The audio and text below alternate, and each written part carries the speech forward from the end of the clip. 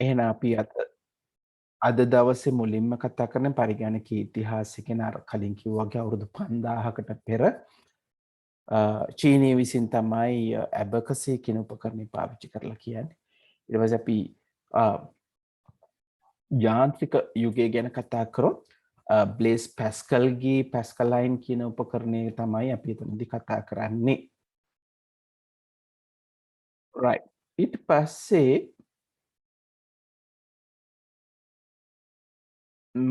අපි කිව්වා පුතේ මේකත් අපි කලින් කතා කරා. දැන් අර මං කිව්වා වගේ බ්ලේස් පැස්කල්ගේ මේක සිද්ධ වුණා කියලා කියන්නේ පුතේ 1644 දී. හරි. අවුරුදු 50කට පස්සේ තමයි අපි කිව්වා ගොඩ්ෆ්‍රිඩ් විල්හෙල්ම් කියලා කෙනෙක්. ලෙයිබින්ස් කියලා. එයා මේක වැඩි දියුණු කරා කියලා කිව්වා. ඒකේ උපකරණේ නම අපි කතා කරේ නෑ ඒ දවස්වල. නමුත් ඒකට කියන්නේ ස්ටෙප්ඩ් රෙකොනර් කියලා.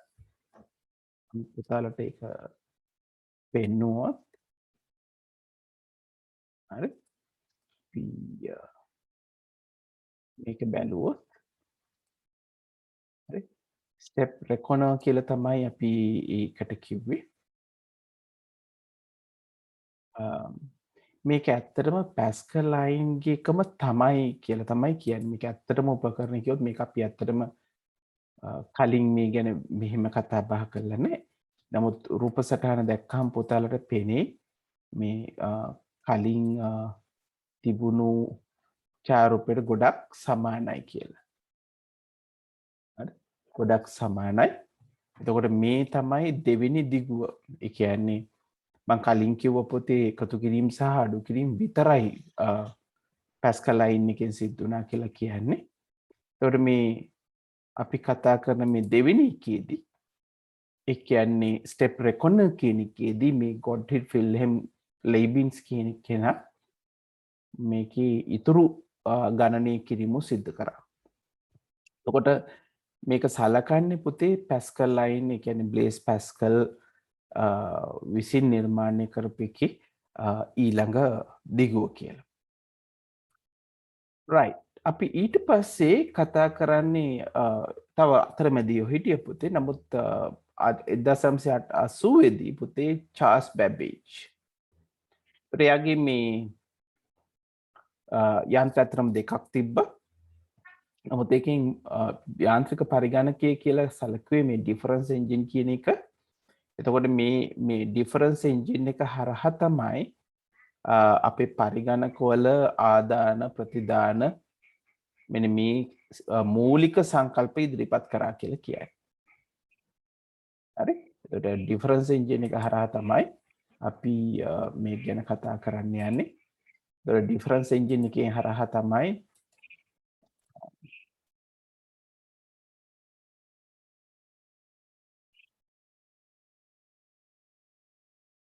ඩිෆරන්ස් එන්ජින් එක හරහා තමයි පුතාලට ඒ කතා පාරක් මතක් කරමු.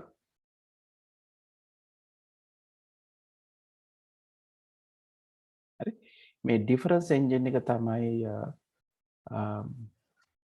අපි සලකන්නේ මුල් කාලයේදී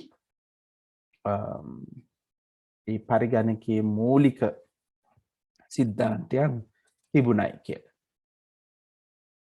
පුතාට ඒකේ අය පාරක් මතක් වෙන්නත් එක්ක අපි රූප සටහන බැලුවොත් පුතාට පෙනේ මෙන්න මේ වගේ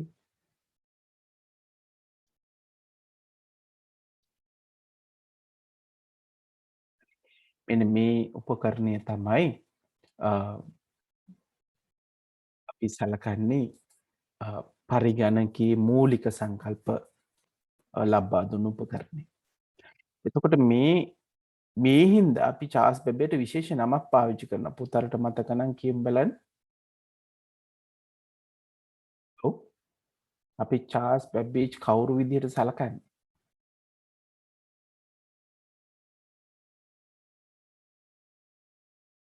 පුතේ පරිගණකයේ පියා. අනිවාර්යයෙන්ම අපි යාව සලකනවා පුතේ පරිගණකයේ පියා කියලා. ඒ කියන්නේ අද වෙනකොට පුතේ අපිට තියෙන මේ පරිගණකවල මූලික සංකල්ප ඔහු විසින් තමයි ඉදිරිපත් කරලා තියෙන්නේ. ඒ නිසා අපි යාව සලකනවා පරිගණකයේ පියා කියලා. හොඳයි. එතනින් එහාට ගිප්පුවාම තමයි දැන් ඒ අපි කතා කරේ යාන්ත්‍රික යුගයේදී. ඒතොර පෙර යාන්ත්‍රික යුගයේදී අපි කතා කරා පොතේ ඇබකසේ තිබුණා කියලා. යාන්ත්‍රික යුගයේ ගත්තාම තිබිලා තියෙනවා පැස්කල් අයිනේ අපි කිව්වා ස්ටෙප් රෙකොනර් කියන උපකරණය සහ චාල්ස් බෙබේජ්ගේ ඩිෆරන්ස් එන්ජින් මෙන්න මේ ටික තමයි කතා කරේ. අපි විද්‍යුත් යාන්ත්‍රිකය ගත්තොත් එහෙම අපි මුලින්ම කතා කරන පොතේ මේ විද්‍යුත් කපාටේ එහෙම නැත්නම් ඉලෙක්ට්‍රොනික වැල්ව් කියන එක ඒක සිද්ධ කරේ පොතේ automatic and sequence controller mark 1 මෙන්න මේක තමයි අපි මුලින්ම ස්වංක්‍රීය පරිගණකයේ විදිහට අපි සලකන්නේ. ඒ 1939 දී. හැබැයි විද්‍යුත් යුගය ගත්තොත් ඒ කියන්නේ 1940න් පස්සේ පළවෙනි පරම්පරාවේ අපි පාවිච්චි වන මූලික ඉලෙක්ට්‍රොනික උපාංගය අපි කතා කරා පුතේ රික්තක නල එහෙම නැත්නම් වැකියුම් ටියුබ්ස් කියන එක අපි කලින් කතා කරලා තියෙනවා. ඒතර මෙන්න මේ වැකියුම් ටියුබ්ස් පාවිච්චි කළ නිර්මාණය කළපු පළවෙනි උපකරණය එහෙම නැත්නම් පරිගණකය උනේ මොකද්ද පුතේ මතක් කරමු.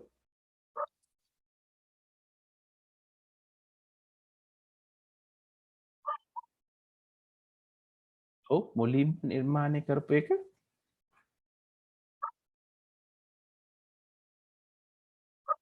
මතකද අපි අර කතා කරපු පළවෙනිම ඉලෙක්ට්‍රොනික අපි කිව්වා වෘත්තක නල එහෙම නැත්නම් වැකියුම් ටියුබ්ස් පාවිච්චි කරලා නිර්මාණය කරපු පරිගණකය.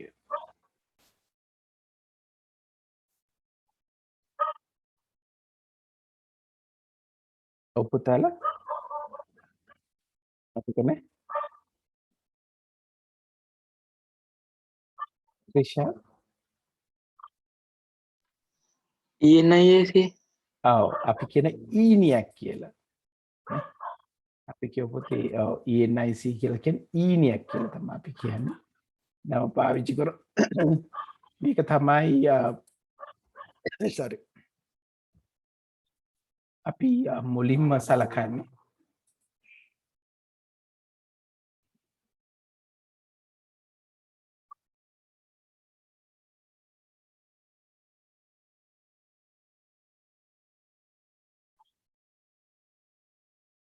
පුතාලා ටික ටිකක් ඊනියක් පරිගණකේ මෙන්න අපි කතා කරන්නේ මේ ගැන තොරතුරු මුල් කාලේ. දැන් පාරක් මතක් කරොත් ප්‍රධාන ඉලෙක්ට්‍රොනික උපාංගයේ විදිහට අපි පාවිච්චි කරේ රික්තක නල කියන එක. එතකොට මේක නිර්මාණය කරේ ජෝන් සහ එකර්ට් කියන දෙන්න.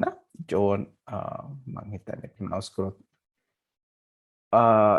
මැකල්ලි මම හරියට ප්‍රොනවුන්ස් වුණාද කියලා. ප්‍රොස්පර් එකර්ට් තමයි මේක නිර්මාණය කළා කියලා කියන්නේ. අපි මේකට ඊනියක් කියලා කෙටියෙන් කියනවා. ඒ කියන්නේ ඉලෙක්ට්‍රොනික නියුමරිකල් ඉන්ටිග්‍රේටර් ඇන්ඩ් කැල්කියුලේටර්. එහෙනම් ඒක තමයි අපි පළවෙනි එක කියලා සලකන්නේ. එතනින් එහාට ගියපුවාම ඊට පස්සේ අපි කතා කරන ඒ 46 දී පොතේ ඒක නිර්මාණය කරා කියලා අපි සලකන්නේ 1946 දී.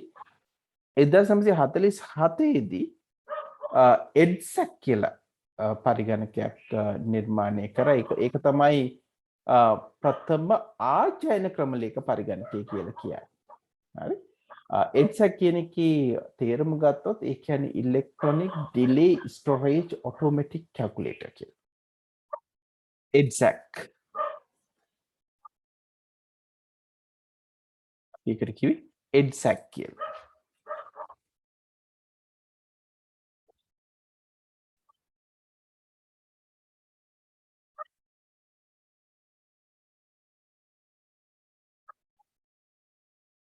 මම එඩ්සැක් කියන එක පුතාලට පෙන්නනවා.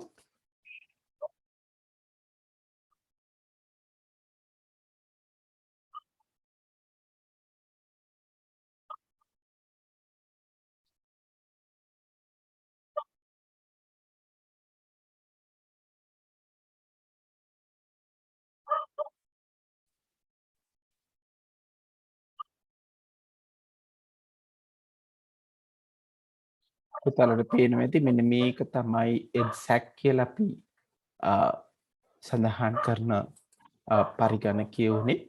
ඒතර ඊනියක් කියන එක තමයි 1946 1947 තමයි ඔය එක්සැක්ට් කියන එක පාවිච්චි කරේ. ඒතර මේකදී පාවිච්චි කරා පුතාලට මතක නම් අපි කතා කරා වොන් නියුමන් කියලා පුද්ගලයෙක් ගැන. වොන් නියුමන් තමයි මුලින්ම අර උපදේශ සහ දත්ත අපි කියනවා instructions as well as data මෙන්න මේක මේ මතකයේ තැන්පත් කරා කියලා අපි කියයි. right ඊට පස්සේ 1948 දී ඒ පරිගණකයත් අර අපේ කලින් අපි කතා කරපු ඔය එඩ්සැක් කියන එක වගේම එඩ්වැක් කියලා එකක් ආවා 1948 දී. ඒතර මේක ඒත් අර ආචායන ක්‍රමලේඛන සංකල්පනය මත නිර්මාණය වෙච්ච එකක් කියලා තමයි අපි සලකන්නේ. මේකට කිව්වේ මොකද? එඩ්වැක් කියලා. එහෙනම් දැන් අපි වෙනකොට ඒ විද්‍යුත් යුගයේ මූලික පරම්පරාව ගත්තාම පරිගණක දැන් තුනක් කතා කරා. අපි ඊනියක් කතා කරා. එඩ්වැක් කියන එක කතා කරා. එඩ්සැක් කියන එක කතා කරා. මේක යටතේ මම එඩ්වැක් වලට අදාළ චාර්ට් එකක් පෙන්වුවොත් පුතේ මේ සියලුම පරිගණක මම කිව්වා මූලික පරම්පරාව කියලා. එතකොට මේ එඩ්වැක් කියන එකයි අපි ගත්ත ඊනියක් කියන එකයි එඩ්සැක් කියන මේ ඔක්කොගේම රික්තක නල තමයි පාවිච්චි වුනේ. මේ රික්තක නල හරහා තමයි මේ පරිගණක නිර්මාණය කරලා තියෙන්නේ. ඒක නිසා මේක පළවෙනි පරම්පරාවේ පරිගණක විදිහට තමයි සැලකන්නේ. පුතල මේ දකින්නේ ඒකේ රූප සටහන මේ එඩ්වැක් කියන පරිගණකය. හොඳයි. අපි එතනින් එහාට ගියපුවාම අපි අවසාන වශයෙන් මේ පළවෙනි පරම්පරාවේ පරිගණක 1956 වෙනකන් තමයි කියන්නේ 40 ඉඳන් 56 දක්වා කොටස තමයි අපි විද්‍යුත් යුගය එහෙම නැත්නම් පළවෙනි පරම්පරාවේ පරිගණක කියන එක සලකන්නේ. ඒකේ අවසානයේ අපි කතා කරනවා යුනිවැක් කියලා පරිගණකයක් ගැන. මේකට අපි කියනවා මේ යුනිවර්සල් ඔටෝමැටික් කම්පියුටර් කියලා. ඒකත් අර කලින් වගේම රික්ත ගණන දහස් ගණක් තිබිලා තියෙනවා. විද්‍යුත් උපකරණයක්. ඊට පස්සේ ආදාන ප්‍රතිදාන සහ ගබඩා කිරීම මේ සඳහා සිදුරුපත් පුතල්ට මතක නම් පංච් කාඩ්ස් කියලා කියනවා. මේ පංච් කාඩ්ස් පාවිච්චි කරා කියලා කියනවා. මේ පරිගණකේ නම යුනිවැක්. එහෙනම් අපි පරිගණක හතරක් ගැන කතා කරා පළවෙනි පරම්පරාවේ. ඒකට මුල් කාලවල අපි කතා කරන දේ තමයි කීබෝඩ් මවුස් එහෙම තිබුණේ නැහැ. ඒතර මේ පරිගණකවල තමයි පුතේ එතකොට මුලින්ම සිදුරුපත් කියන එක අපි සිදුරුපත් හරහා තමයි මේ දත්ත ඇතුළත් කිරීම සහ ප්‍රතිදානයත් මොකද ඒ වෙනකොට අපිට අවුට්පුට් එක දෙන විදිහ ගත්තොත් ඒ විදිහටම තමයි පාවිච්චි කරා කියලා අපි කතා බහ කරන්නේ. පුතාලට මේකේ රූප සටහනක් පෙන්වුවොත් යුනිවැක් පරිගණකය ගත්තොත් මේකේ වෙනස් වුණා පුතේ කියන්නේ පළවෙනි අවධිය දෙවෙනි අවධිය තුන්වෙනි අවධිය කියලා මම මේකේ මුලින්ම පෙන්නන්නම් පුතාලට පළවෙනි අවධියේ පරිගණකය කොයි විදිහටද මේක තිබුණේ කියන එක දක්වන්න.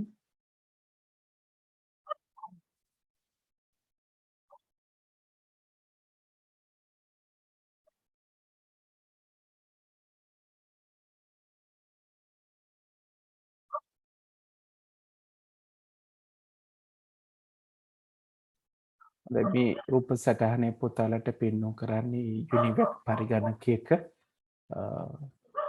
පාවිච්චි වෙච්ච එක මම කිය මේකේ අවදීන් කිහිපයක් තිබුණා කියලා. නමුත් දැනට අපි මතක තියාගන්න ඕනේ මේ සියල්ලෙම අපි රික්තක නල පාවිච්චි කරා කියන එක මූලික තාක්ෂණික උපාංගය විදිහට. හොඳයි පුතේ මේ අපි කතා කරපු පරිගණක හතර right මොනවද පරිගණක හතර ක්‍රිෂා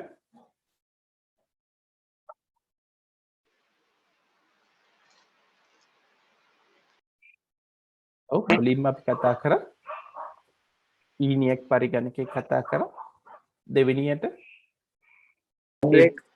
EDSAC කියලා කිව්වා EDSAC තුන්වෙනි එක EDVAC කියලා කිව්වා හතරවෙනි එක අපි කිව්වා UNIVAC කියලා.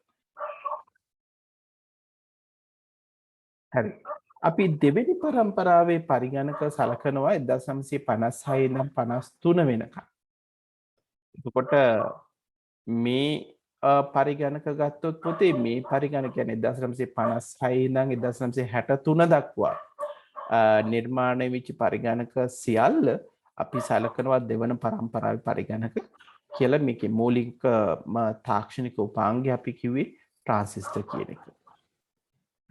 ඒතර මේකෙත් පරිගණක ගණනාවක් නිර්මාණය වුණා පුතේ. මම දල වශයෙන් කිහිපයක් කිව්වොත් IBM 1620 IBM 7094 CDC 1604 CDC 36.2 UNIVAC වලත් 11.8 කියන පරිගණක සලකනවා.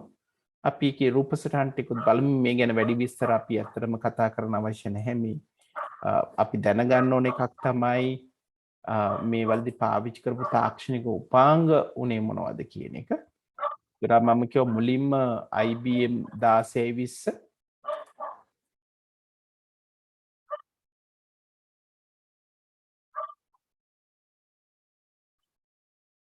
ට්‍රාන්සිස්ටරය තමයි පාවිච්චි කරා කියලා අපි කතා බහ කරේ. ඒ 1620 පරිගණකේ රූප සටහනක් අපි බැලුවොත් පුතාලට පේනවා ඇති දැන් මෙන්න මේ රූප සටහනේ පෙන්වන්නේ පොතේ ඔය 1620 ඒකෙත් මොඩල්ස් කීපයක් තිබ්බා. ඒකේ පළවෙනි මොඩල් එකේ පරිගණකයක් තමයි මේ දකින්නේ. ඒත් මේක පුතාලට පේනවා ඇති අපි කලින් මේවල වෙනස්කම් කතා කරොත් ප්‍රමාණය කුඩා වුණා, තාක්ෂණික දියුණුව වැඩි, කාර්යක්ෂමයි. ඊට පස්සේ වැඩි ගණිතමය කටයුතු ප්‍රමාණයක් කිරීමේ හැකියාව වුණා. විදුලි පරිභෝජනය බොහොම කුඩා වුණා අපේ පළවෙනි පරම්පරාවේ පරිගණකත් එක්ක ගත්තා. මේකට අදාළව අපි තව පරිගණකයක් ගත්තොත් මම කිව්වා IBM 7094 කියලා. ඒතර මේ IBM 7094 කියන එක ගත්තොත්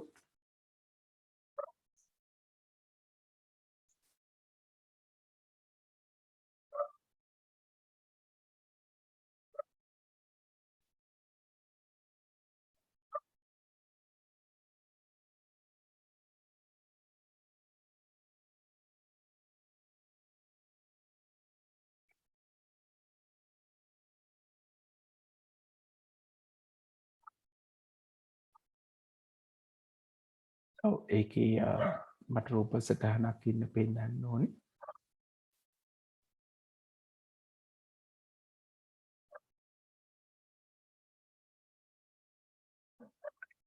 අනු 4 කියන එක ගත්තොත් මෙන්න මේ වගේ.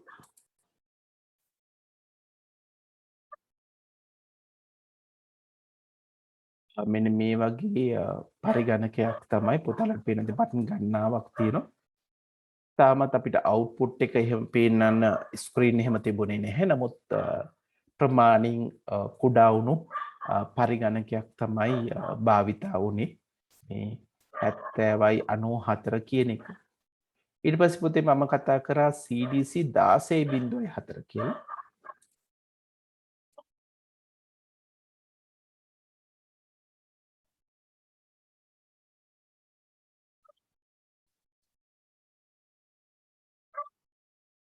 මේ CDC 16.4 කියන එකත් ඒ වගේම රූප සටහනක්. හැබැයි මේකේ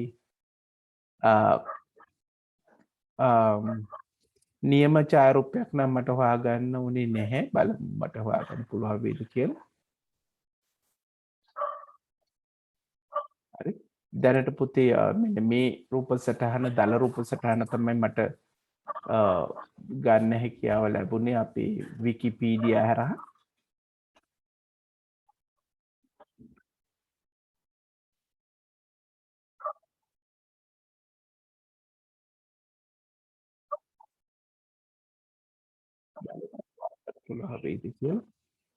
කබඩ්ස් ගණනාවක් තිබුණු උපකරණයක් තමයි සටහන් කරන්න වෙන්නේ. ඔව් එකක් තියෙනවා පුතේ. 16.4 රූප සටහනක් හම්බුණා.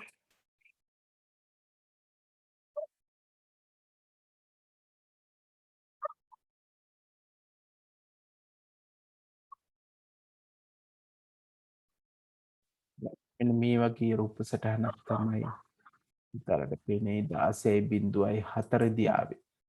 මෙන්න මේ රූප සටහන පුතාලා දකින්නේ 16.4 පරිගණකයේදී. අපි කතා කරා දැන් පුතේ IBM 1620 IBM 7094 CDC 16.4 ඊට පස්සේ CDC 3600 36.2 CDC 3600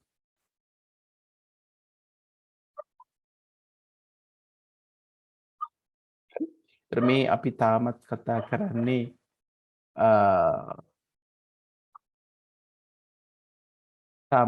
කරන්නේ පුතේ දෙවන පරම්පරාවේ පරිගණක පිළිබඳව. මේකත් දල වශයෙන් පුතාලට පෙනේ ගොඩක් වෙලාවට අපි දැකපු පරිගණක ගොඩක් සමාන වෙනවා. මං කිව්වා CDC 3600 කියන එක තමයි පුතාලට මේ පේන්නේ. මේ ඉන්පුට් කන්සෝල් එක මේ පරිගණකේ මේ දල වශයෙන් අපේ කලින් කතා බහ කරපු පරිගණකට සමානයි අපි ගත්තොත්. ඒකේ අවසන් එක පුතේ යුනිවැක් 11.8 කියන එක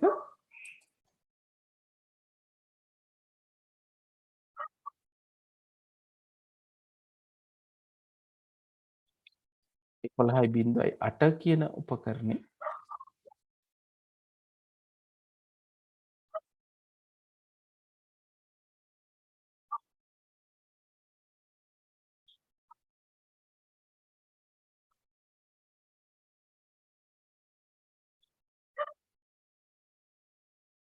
ඒක දල වශයෙන් පුතාලට බැලුවොත් පෙනේ ගොඩක් වෙලාවට ඒ රූප සටහන් ගොඩක් එක හා සමානයි මේ පරිගණකවලදී. right?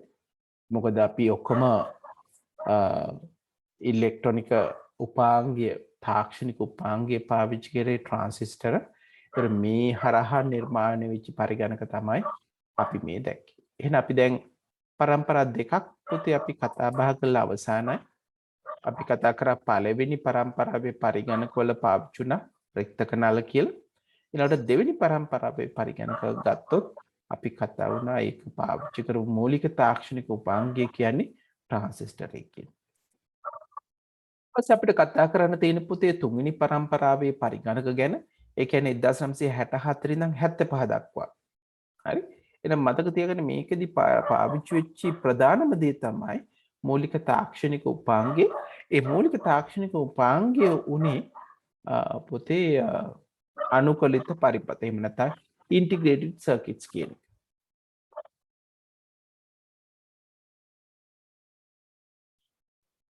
එතකොට මේක යටතේ පරිගණක ගත්තොත් පුතේ IBM 360 කියලා තිබුණා. මේ IBM 360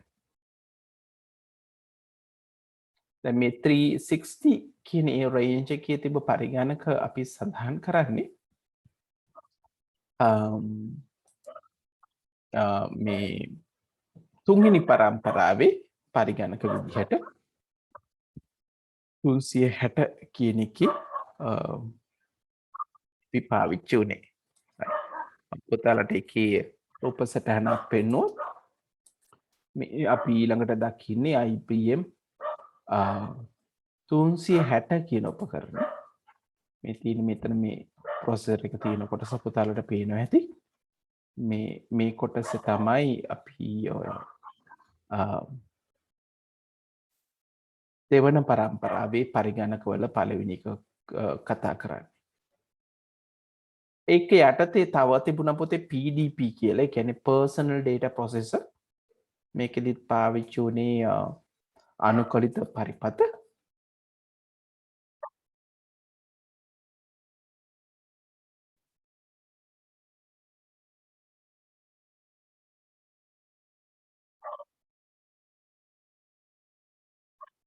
මේ PDP කියන එකත් මේ කාලෙම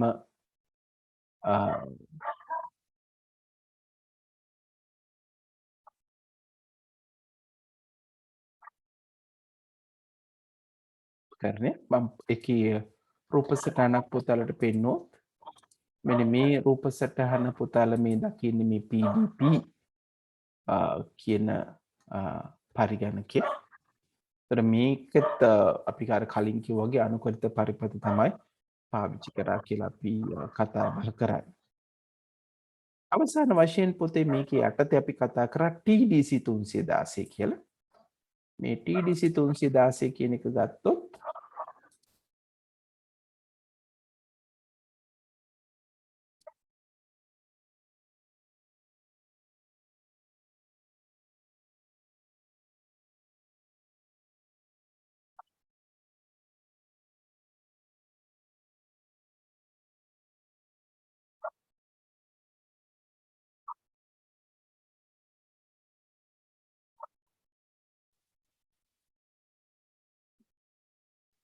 මෙන්න මේ වගේ රූප සටහනක් තියෙන්නේ මම පෙන්නන්න. අපිට පේනවා ඇති මෙන්න මේ වගේ රූප සටහනක් තමයි තියෙන්නේ. ඉතින් සාමාන්‍යයෙන් මේවට කියනවා ඇනලොග්. මෙන්න මේ වර්ගයේ කියන ඇනලොග් පරිගණකයක් කියලා. එහෙනම් අපි කතා බහ කරලා ඉවර කරේ පුතේ. එහෙනම් තෙවන පරම්පරාවේ පරිගණක මතක තියාගන්න ඕන කරුණ තමයි මේක 1964 75 කියන කාලවල් වකවානුවල නිර්මාණය වෙච්ච පරිගණක තමයි මේ පරිගණක කිව්වේ. විශේෂයෙන් අනුකලිත පරිපත. අපි කියනවා ඉන්ටිග්‍රේටඩ් සර්කිට් වලින් තමයි නිර්මාණය වුණා කියලා කියන්නේ. ඊට පස්සේ අපිට කතා කරන්න තියෙන පොතේ හතරවෙනි පරම්පරාව. හතරවෙනි පරම්පරාව යනවා 1975 ඉඳන් 1989 දක්වා. 1975 ඉඳන් 1989 දක්වා කාලේ අපි හතරවන පරම්පරාව කියලා සලකනවා. ඒතර මේකෙදි පාවිච්චි කරේ අර කලින් කිව්වම අනුකලිත පරිපතම තමයි. හැබැයි විශාල ප්‍රමාණික අපි කියනවා very large නේද VLSI කියලා තමයි කියලා කියන්නේ. මයික්‍රෝප්‍රොසෙසර් කියන එකත් මෙන්න මේ කාලේදී තමයි ආවේ. ඒ කියන්නේ වඩා වැඩි අනුකලිත ප්‍රමාණයකට එකතු කරලා තමයි මේ ශුද්ධ සකසනේ හැදුවා කියලා කියන්නේ. එහෙනම් ප්‍රමාණය ගත්තොත් පුතේ බොහොම කුඩා වුණා. සාපේක්ෂව අපි අර මේ දක්වා දැකපු පරිගණක සියල්ලටම වඩා. ඒතර මේකේ පරිගණක කීපයක් මම පුතාලට පෙන්නුවොත් මුලින්ම අපි ඩෙක් 10 කියන පරිගණකයෙන් පටන් ගමු. අපි කිව්වා ඩෙක් 10 කියලා.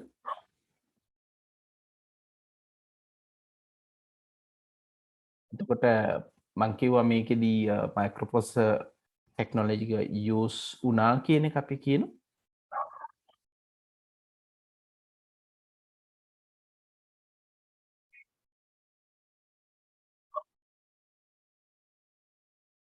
ඩෙක් 10 කියන එක මිනිත්තුවක් දෙන්න පොතේ.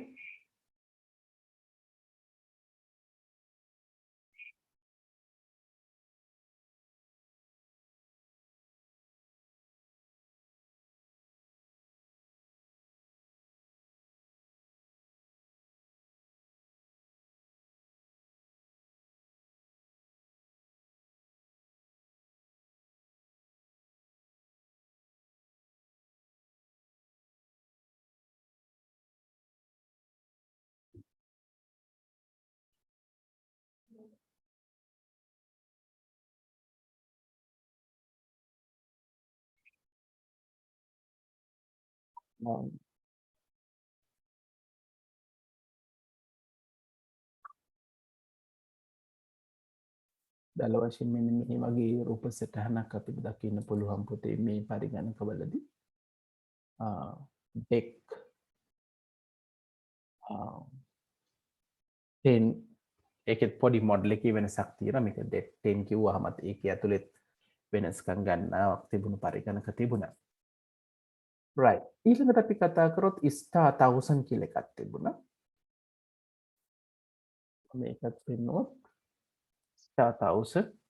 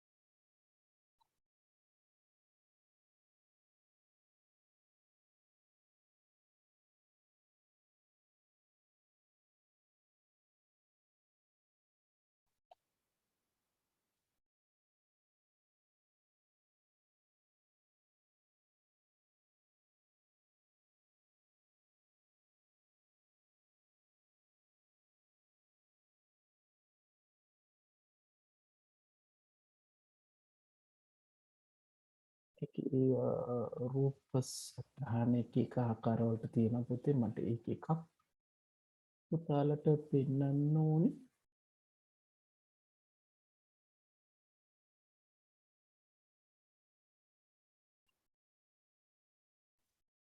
right. අපි සමරයිස් කරොත් පොතේ අපි මේ දක්වා කතා කරපු පරිගණක පිළිබඳව දොර අපි මෙතනදී කතා කරේ පරිගණක මේ පරම්පරාවත් එක්ක කොහොමද වෙනස් වුනේ කියන එක. එතකොට අපි මුලින්ම පෙර යාන්ත්‍රික යුගය ගැන කතා කරා. මතක තියාගන්න ඕන ටික අපි ටක් ගාලා මතක් කරොත් අපි කතා කරා පෙර යාන්ත්‍රික යුගයේ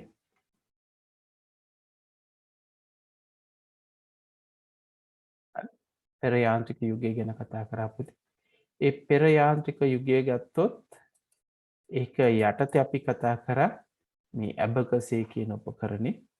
අපි උදාහරණ මේකේ කාලවකවානු දල වශයෙන් ගත්තොත්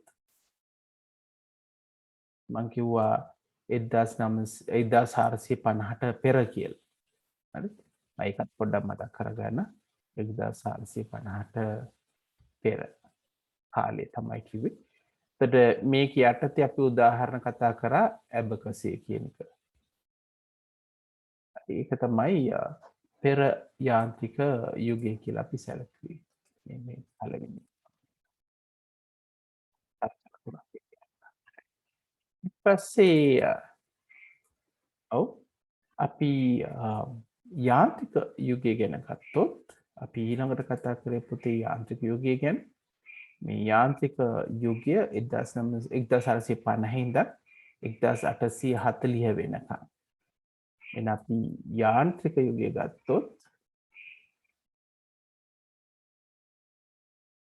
1450 ඉඳන් 1840 කියන කාලය තමයි අපි සඳහන් කරේ මේ යාන්ත්‍රික යුගය.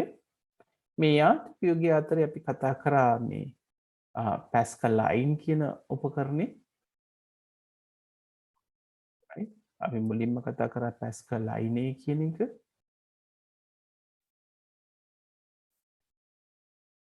උදාහරණ ගත්තොත් පැස්කල් අයින්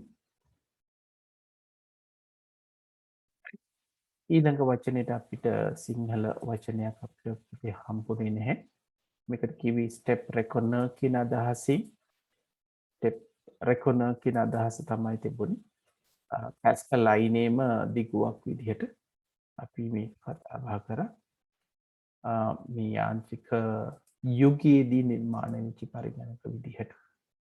ඊට පස්සේ චාර්ල්ස් බැබේජ්ගේ පරිගණකයත් අපි කිව්වා ඒකට ඩිෆරන්ස් එන්ජින් කියලා.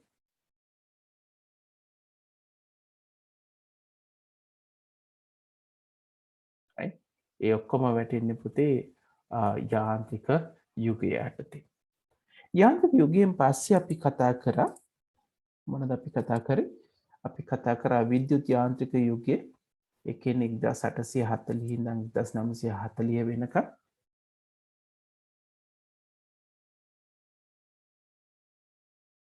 කියනවා විද්‍යුත් යාන්ත්‍රික යුගය.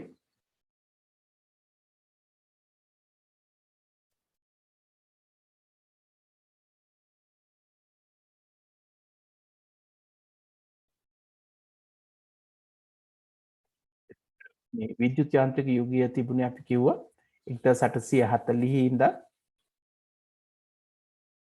අපි කියන පොතේ 1940 වෙනකන් තමයි මේ විද්‍යුත් යාන්ත්‍රික යුගය තිබුණා කියලා කියන්නේ. මේක අපි උදාහරණ ගත්තොත් පොතලට මතකද? මම කතා කරපු ඒවා මතකද? මොනවද උදාහරණ තිබුණේ? දන්න මේවනේ. ඉනියක් එඩ්වැක් ඔව්. ඒ අපි කතා කරපු තේ විද්‍යුත් යුගය. ඊටත් කලින් මම මේ කියන්නේ. හරි? මේකෙදි විද්‍යුත් යාන්ත්‍රික යුගයේදී තිබුණු එකම පරිගණකය අපි කිව්වේ මාක් 1 කියලා. අරට කියන ඊළඟට. මම මේකත් නිකන් සටහන් කරන්නම් පොත අරට. මම මේකේ නෝට් එක වෙන මෙවනවා පොතේ. අපි මේකට කියනවා මාක් 1 කියලා. ඊට පස්සේ තමයි අර අපි කිව්වා වගේ පුතේ මම අපි කිව්වා මේක විද්‍යුත් යාන්ත්‍රික යුගය කියලා. හරි?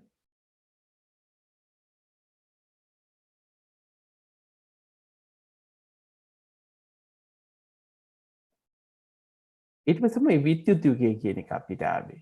ඒකෙදි තමයි අර පුතා කිව්වා වගේ ඊනියක් පරිගණකය ආවනේ. මේක විද්‍යුත් යුගයේ ඒ කියන්නේ අපි කියන ප්‍රථම නැත්නම් පළමු පරම්පරාවේ පරිගණක කියලා කියනවා. ඊළඟට තමයි පොතේ ආවේ විද්‍යුත් යුගය.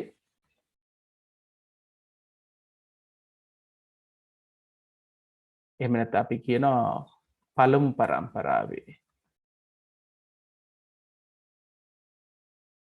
පරිගණක කියන එක. අවුදු ආයෙ පාරක් කියන මොනවද අපි කිව්වේ? මොනවද අපි ඒකෙදි කතා කරේ? ඊනියක් එඩ්වැක් එඩ්වැක් එඩ්සැක් එඩ්සැක් නැත්නම් අපි එඩ්සැක් කියලා ඉද්දන්නේ. එඩ්වැක් නේ අන්න. ඔය ටික තමයි අපි එතනදී කතා බහ කරේ. එහෙනම් අපි එඩ්සැක් කතා කරා, එඩ්වැක් කතා කරා, අවසානයේ තව එකක් තිබ්බා යුනිවැක් කියලා. අපි එකක් සටහන් කරගත්තා. යුනිවැක් කියන එක තමයි අපි අවසානයේ කතා කරේ. මේ විද්‍යුත් යුගය සහ පළවෙනි පරම්පරාව කියන එකේදී. හරි ඒතර මේ විද්‍යුත් යුගයේ දෙවෙනි පරම්පරාව ගත්තොත්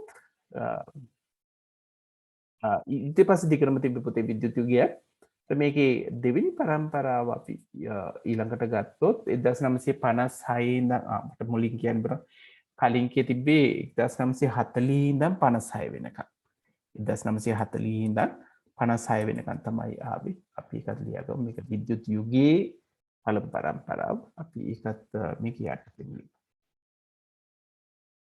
විද්‍යුත් යුගයේ ඒක යටතේ අත්නෝනේ 1940 ඉඳන් 1940 ඉඳන් 1956 වෙනකම්. මොකද්ද පුතේ මේකේ පාවිච්චි කරපු තාක්ෂණික උපාංගය? transistor අන්න. පළවෙනි පරම්පරාවේ රික්තක නල අන්න රික්තක නල අමතක කරන්න එපා. හොඳයි. දෙවෙනි පරම්පරාවේ අපි කතා කරපු එකේ කාලවකවන අය පාරක් මම මතක් කරොත් දෙවෙනි පරම්පරාවෙන් 1956 ඉඳන් 1963 දක්වා 1956 ඉඳන් 1963 දක්වා තමයි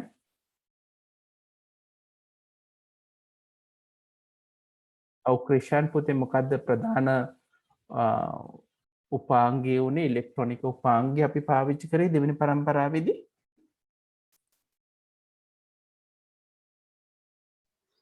UNIVAC නෑ යුනිවෙක් හරි පොතේ මං අහන්නේ ඒකෙදි පාවිච්චි වූ තාක්ෂණික උපාංගය උනේ මොකක්ද කියලා අහන්නේ. transistor ඔව් අපි මේකෙදි පාවිච්චි කරේ ට්‍රාන්සිස්ටර් කියන අදහස. හොඳයි. right. එහෙනම් උදාහරණ ටිකත් මම සටහන් කරන්න. එතකොට IBM 1600 විද්‍යාජයම් 7094 CDC 16.4 CDC 3600 UNIVAC 11.8 මෙන්න මේවා තමයි දෙවන පරම්පරාවේ පරිගණක විදිහට අපි ගත්තේ. ඒකේ යටතේ තෙවන පරම්පරාවට ආවා.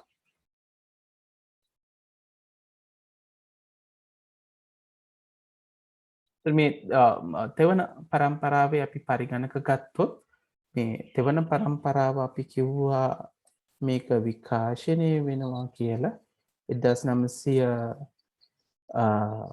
මාර කලින් එකේදී කිව්වේ 63 නේ. ඊට පස්සේ 64 ඉඳන් 1964 ඉඳන් 1975 වෙනකම්. මේක 1964 ඉඳන් 1975 වෙනකන් තමයි මේ පරිගණක විකාශනය වන කියලා කියන්නේ. මේකේ උදාහරණ අපි ගත්තොත් පුතට මතක න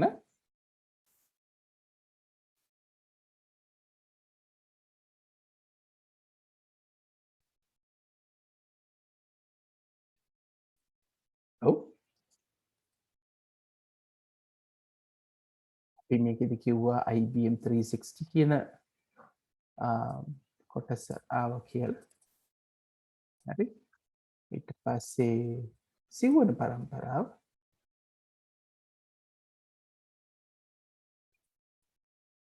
එහෙම නැත්නම් හතර පරම්පරාවේ පරිගණක ගත්තොත් මේක සිද්ධ වෙච්ච කාලවකවානුව අපි මතක් කරොත් පොතේ සිව්වන පරම්පරාවේ පරිගණක එහෙම නැත්නම් හතරවන පරම්පරාවේ පරිගණක 1975 ඉඳන් 1989 වෙනකන් තියෙන 1975 ඉඳන් 1989 කාලවකවානුව තමයි තියෙන්නේ. මේකේ පාවිච්චි වන පරිගණක වලට උදාහරණ මම කතා කරොත් පොතේ මේ හතරවෙනි පරම්පරාවේ DEC 10 star 1000 සහ PDP 11 කියන එක තමයි අපි පාවිච්චි කරේ. විදිහට. එතනින් අපි උඩට ගියොත් ටිකක් අවසානික දල වශයෙන් අද වෙනකොට තියෙන තාක්ෂණිකය අපි ගත්තොත් මේක පස්වන පරම්පරාව.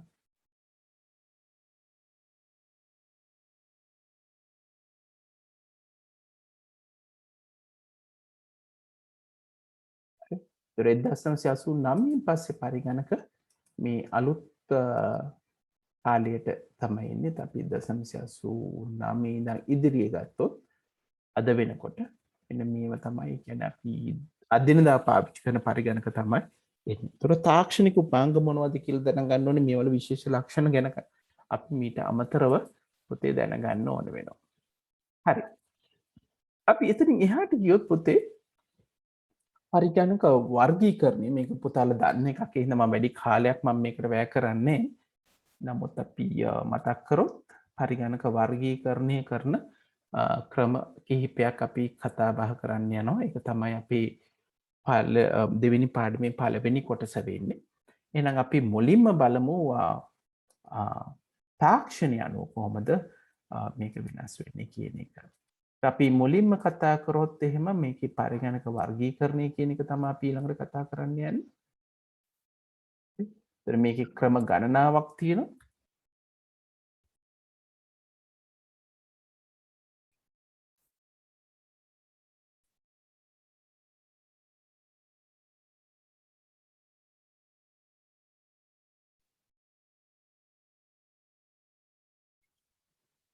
පරිගණක වර්ගීකරණය ඒකේ පළවෙනි එක පරිගණක වර්ගීකරණයේ පළවෙනි එක තමයි අපි තාක්ෂණය අනුව පරිගණක වර්ගීකරණය කරන්න පුළුවන්. ඔව් පුතාලා මතක් කරොත් තාක්ෂණය අනුව අපි කොහොමද පරිගණක වර්ගීකරණය කරේ?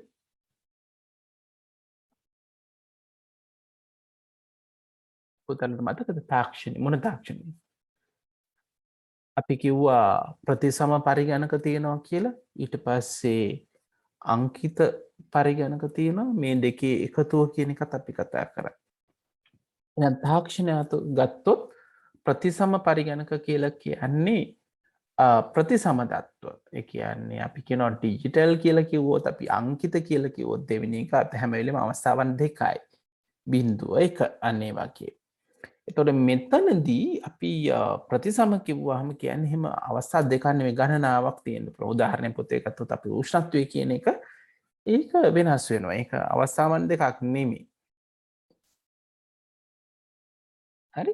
හැබැයි අංකිත පරිගණකයක් ගත්තොත් මේ අංකිත පරිගණකයේ පාවිච්චි වෙන දිමයාංගයන්. අපි කියනවා බිංදු එක කියලා ගණිතමය ආකාරයට දක්වනවා. ඒතර මේ දිමය අංකයන් එහෙම නැත්නම් අංකිත සංඥා මගින් තමයි මේ පරිගණක ක්‍රියාත්මක වෙන්නේ.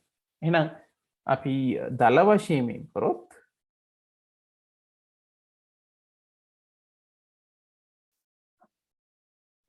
අපිට කියන්න පුළුවන් ප්‍රතිසම පරිගණක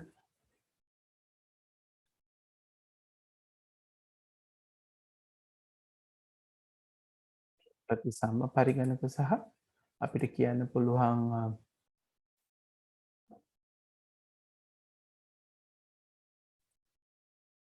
ප්‍රතිසම පරිගණක සහ සංඛ්‍යාංක පරිගණක. ඔව් පොතලගේ මට්ටමේදී එක දීලා සංඛ්‍යාංක පරිගණක කියලා අපි කිව්වා. පොතලගේ ඒ ලෙවල් වලදී දීලා තියෙන වචනේ තමයි පොතේ මේකේ අංකිත පරිගණක. එහෙනම් නැත්නම් ඩිජිටල් කම්පියුටර් කියලා කියන්නේ. අංකිත පරිගණක. මේ තාක්ෂණය අනුව. ඒතර මීට අමතරව පොතේ අපිට කියන්න පුළුවන් අවශ්‍ය නම් මේ දෙක එකතුවත් කියලා. අපි පොතට මතකද දන්නේ අපි ECG උපකරණය ගත්තොත් ඒකේ අපි කතා බහ කරා මේ ප්‍රතිසම සහ අංකිත මේ දෙකම තියෙනවයි කියලා. ඒතර අපි කතා කරේ තාක්ෂණය අනුව කොහොමද අපි පරිගණක වර්ගීකරණය කරන්නේ කියන එක. ඊට පස්සේ අරමුණු අනුව.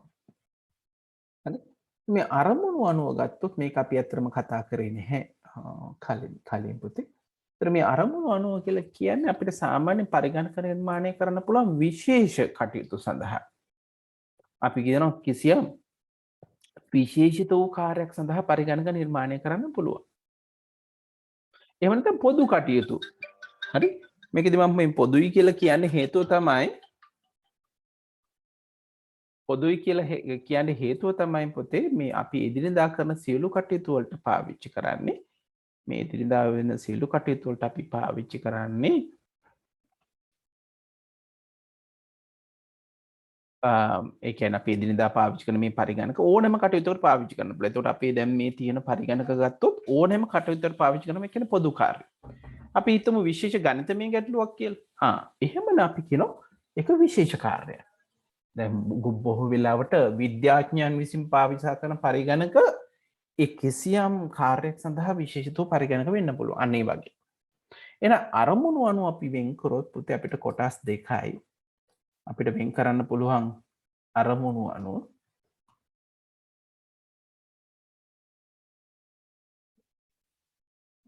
ඔව් අරමුණු අනුව කියලා අපිට කියන්න පුළුවන්. එතකොට විශේෂිත වූ අරමුණකට නම් අපි කරන්නේ අපි කියන විශේෂ කාර්යයන් සඳහා වෙන් වූ පරිගණක. හරි? අපි කියනවා විශේෂ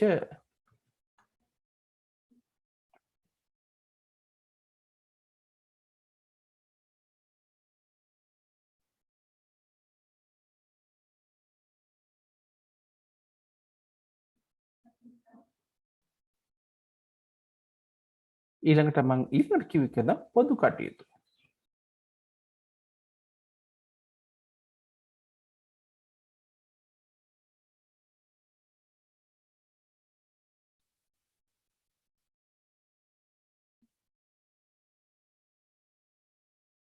හරි? ඒතර අරමුණු අනුව තියෙන එතකොට විශේෂ කාර්යයන් සඳහා සහ පොදු කාර්යයන් කියලා අපිට කියන්න පුළුවන්.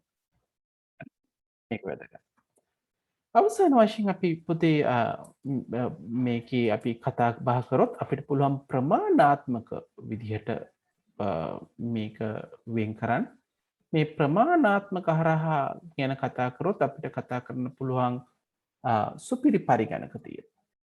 ප්‍රමාණය ගැන කතා කරලා වෙන් කරොත්. මේ ප්‍රමාණය අනුව කතා කරොත් එක සුපිරි පරිගණක වෙනවා. හරි. එහෙනම් දෙවෙනි එක අපි ගත්තොත් ප්‍රමාණය. ඒ විශාලත්වය අනුව. ඒතර සුපර් කම්පියුටර්ස් කියන ඒවා එන්නේ මේ කැටේ. ඒතර අපි කියන සුපිරි පරිගණක කියන එක. අපි දල වශයෙන් මොනවද කියලා බැලුවොත් හරි. සුපර් කම්පියුටර්ස් ගැන අපි කලිනුත් අපි මේ ගැන බැලුවා. නමුත් අපි මතක් කරමු. Super computers. මේ අද වෙනකොට තියෙන සුපර් කම්පියුටර්ස් වර්ග ගණනාවක් තියෙනවා. ඉතා විශාල පරිගණක ගණනාවක් එකට එකතු කරලා තමයි මේවා නිර්මාණය වෙලා තියෙන්නේ. අපි NASA වගේ ආයතන ගත්තොත් මේ NASA වගේ ආයතනවල විශේෂයෙන් මේ සුපිරි පරිගණක නැත්නම් සුපර් කම්පියුටර්ස් තමයි පාවිච්චි වෙන්නේ. ඉතින් පුතාලට මෙතන පේන්නේ ඒ වගේ රූප සටහනක්. හරි. ඉතින් සුපිරි පරිගණක ඕගොල්ලෝ පසුපස බැලුවොත් එහෙම මේක ජාල තාක්ෂණය සහ අපි කියන මල්ටිපල් කෝස් එක අපි දන්නවා දැන් අද වෙනකොට පරිගණක ගත්තොත් පුතේ සුද්ධ සකසණිය ඇතුලේ අපේ තියෙන කෝස් ගණනාවක්. ඒතර මේකේ මේ පුතාලා දකින්න රැක් එකේ සමහරට ඒ වගේ පරිගණක කොටස් 128ක් 256ක් 512 අන්න ඒ වගේ විශාල ගණනාවක් තමයි එකට සම්බන්ධ කරලා හදලා තියෙන්නේ. ඔය NASA වගේ ආයතනවල එහෙම නැත්නම් අපි ගත්තොත් එහෙම විශාල ආයතනවල Google වගේ තැන්වල ගත්තොත් ඒගොල්ලන්ගේ අවශ්‍යතා සඳහා නිර්මාණය කරලා මෙන්න මේ වගේ සුපිරි පරිගණක නිර්මාණය කරලා තියෙනවා. එතකොට දැන් අද දවසේ තියෙන එක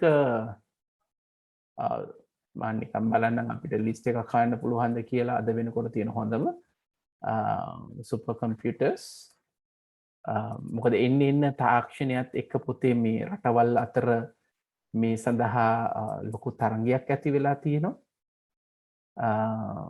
එතකොට අපේ තියෙන හොඳම පරිගණක මොනවද කියන එක ලයිස්තුවක් විදිහට දකින්න පුළුවන් පුතේ. right.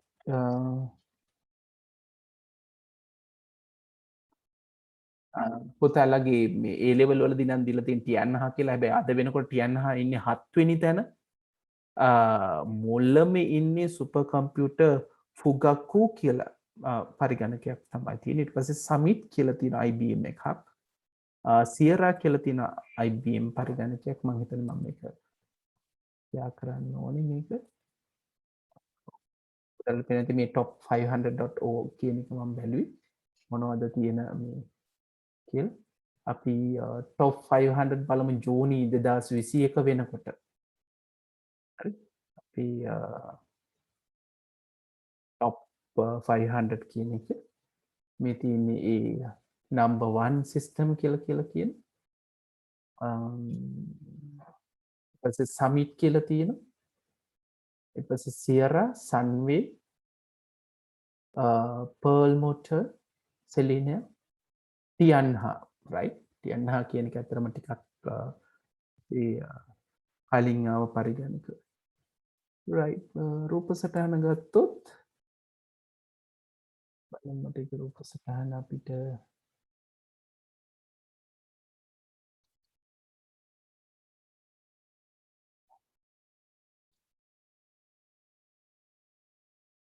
ඉමේජ් විතරක් මට ගන්න විදිහක් නෑ වගේ.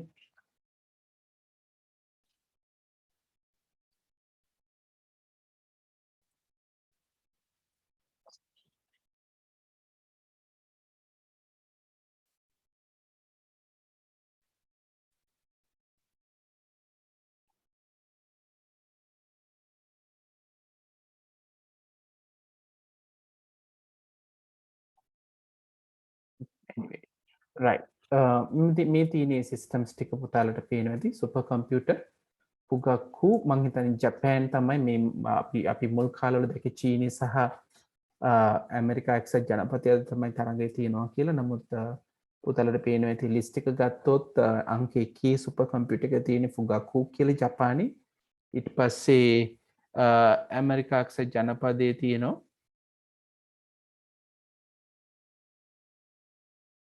right? It was a summit එක ඇමරිකා එක්සත් ජනපදයේ සියරෙක් ඇමරිකා එක්සත් ජනපදයේ ටයිහුලයිට් සන්වේ චීනේ තියන්හා කියන එක තමයි ටිකක් ජනප්‍රියව තිබුණේ කලින්. තව HPC5 ඉටලි ඔන්න ඔය විදිහට තමයි ගිහලා තිනේ. පුතලට පේනවා ඇති ඇමරිකා එක්සත් ජනපදයේ තමයි ගොඩක්ම මේ තරංගෙදී ඉදිරියෙන් ඉන්නවා කියලා. නමුත් අද වෙනකොට හොඳම සුපර් කම්පියුටර් එක ගත්තොත් ඒක අපි දැන් දැක්කා ජපානයේ තමයි නිර්මාණය වෙලා තියෙන්නේ කියලා. හොඳයි. ඒ තමයි සුපර් කම්පියුටර් නැත්නම් සුපිරි පරිගණක කියලා අපි කිව්වා. මේ සුපිරි පරිගණක කියන එක ප්‍රමාණය අනුව පළවෙනි එක කියලා අපිට කියන්න පුළුවන්. එහෙනම් අපි ලයිස්තුවට ගියොත් ප්‍රමාණය අනුව අපි නිර්මාණය කරනවා කියලා කිව්වා. මම අය පාරක් වයිට් බෝඩ් එකට ගියොත් ප්‍රමාණය අනුව අපි ගත්තොත් පළවෙනි එක තමයි සුපිරි පරිගණක කියලා කියන්නේ.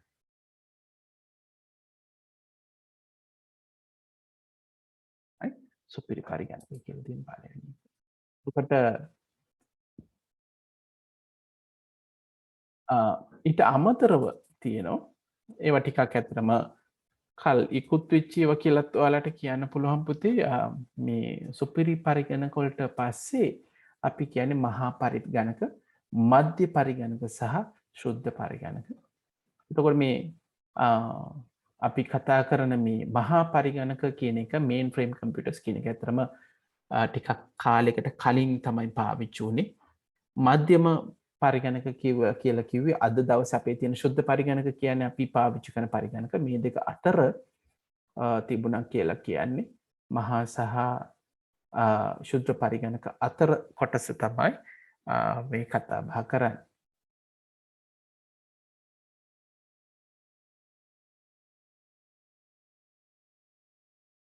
right? ඔව් මහා පරිගණක කියලා කියන්නේ අපි එතනින් ගත්තොත් සුපිරි පරිගණක, මහා පරිගණක, මධ්‍ය පරිගණක කියලා තියෙනවා. අපි සුපිරි පරිගණක, මහා පරිගණක, ඊට පස්සේ මධ්‍ය පරිගණක,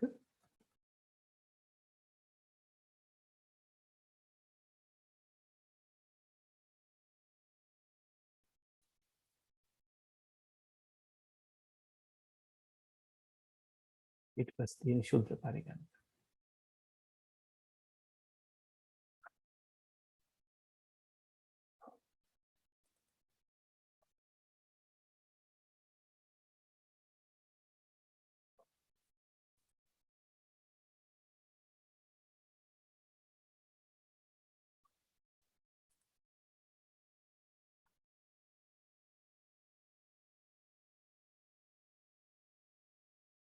ඔන්න ඔය විදිහට තමයි අපි ප්‍රමාණය ගත්තොත් කොටස් වලට වෙන් කරන්නේ. ඒතර මේ මහා පරිගණක කියන්නේ මේන් ෆ්‍රේම් කම්පියුටර්ස් ටිකක් පැරණි පරිගණක. ඊට පස්සේ මධ්‍ය පරිගණක කියන ඒවත් ඒ වගේ. ශුද්ධ පරිගණක තමයි අපි දැන් අද වෙනකොට ගොඩක් වෙලාවට පාවිච්චි කරන්නේ. right? පුතල මට කියන්න මේ ශුද්ධ පරිගණක යටතේ අද දවසේ වෙනකොට අපේ තියෙන පරිගණක වර්ග මොනවද තියෙන්නේ කියලා? ඔව්. ශුද්ධ පරිගණක යටතේ අපි එදිනෙදා පාවිච්චි කරන පරිගණක වර්ග කිහිපයක් කියන්නේ. මේස පරිගණක, පුතලට කියන්න පුළුවන් ඩෙස්ක්ටොප් කම්පියුටර්ස් ගන්න පුළුවන්. ඔව්. ලැප්ටොප් එහෙම නැත්නම් නෝට්බුක් කියලා අපි කියන. අපි උකුල් පරිගණක කියලා කියනවා.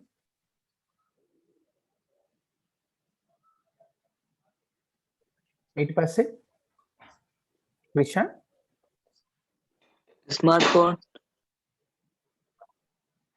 ස්මාර්ට්ෆෝන්ස් පාවිච්චි කරන්න පුළුවන්. ඔව්.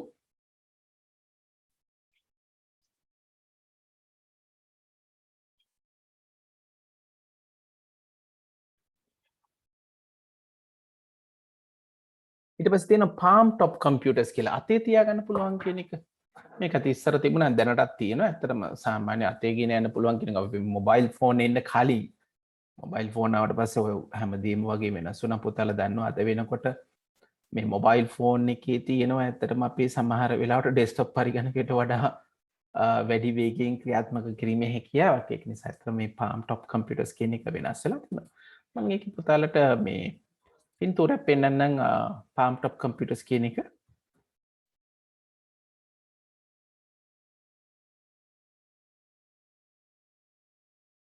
palm top computers කියන්නේ මොන වගේ විදිහට දෙන්නේ කියන එක කුඩා පරිගණක ඇත්තරම කිව්වොත් බොහොම මේ අතේ තියාගන්න පුළුවන් කියන අදහසින් තමයි එන්නේ.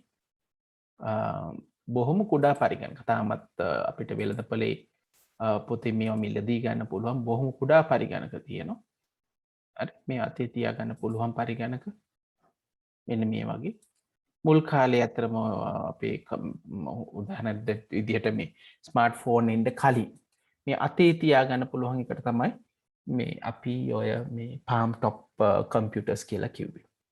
හරි කුඩා පරිගණක. එහා මෙහා ගෙන යන්න ලේසි. අපි ඩෙස්ක්ටොප් පරිගණක සහ ලැප්ටොප් පරිගණක තරම් වේගවත් නොවුණු පරිගණක තමයි අපි මේ වලදී මේ කාලෙදී පාවිච්චි කර විශේෂයෙන්ම අපිට එහා මෙහා ගෙන යාගැනීමේ හැකියාවත් එක්ක. එහෙනම් අපි ඒවට තමයි මේ palm top computers කියලා කිව්වේ. හැබැයි දැන් අද වෙනකොට පුතේ ගොඩක් අපේ ස්මාර්ට්ෆෝන් ආවට පස්සේ මේ palm top computers කියන එක වැඩිපුර පාවිච්චි වෙන එකක් නෙමෙයි. නමුත් මුල් කාලේදී මේක බහුලව පාවිච්චි වුණා. right. එතකොට තව එකක් අපි නිතර පාවිච්චි කරනවා දැන් අපි ස්මාර්ට්ෆෝන් එකක් තාම ස්ක්‍රීන් එක කුඩායිනේ. ලොකු ඒවට අපි මොනවද කියන්නේ?